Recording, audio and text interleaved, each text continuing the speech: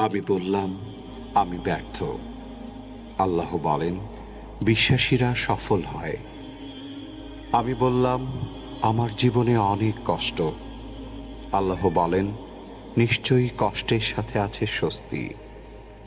আমি বললাম, আমাকে কেউ সাহায্য করে না। আল্লাহ বলেন, মুমিনদের সাহায্য করা আমার দায়িত্ব। আমি বললাম, আমি দেখতে খুবই কুৎসিত। আল্লাহ বলেন, আমি মানুষকে সৃষ্টি করেছি সুন্দরতম আকৃতিতে।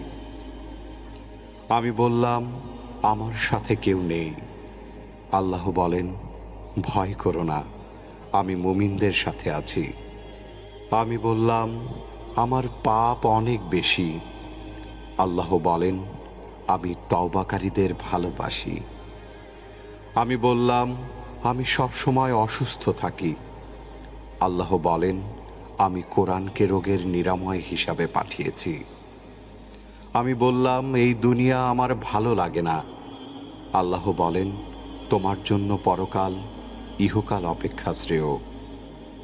আমি বললাম, বিজয় অনেক দূর। আল্লাহ বলেন, আমার সাহায্য একান্তই নিকটবর্তী।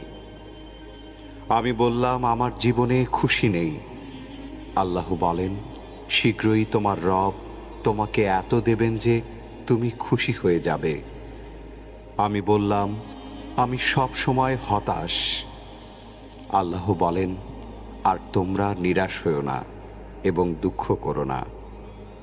আমি বললাম, আমার কোনো পরিকল্পনা সফল হচ্ছে না। আল্লাহ বলেন, আল্লাহ সর্বোত্তম পরিকল্পনাকারী। আমি বললাম, আমার কেউ নেই।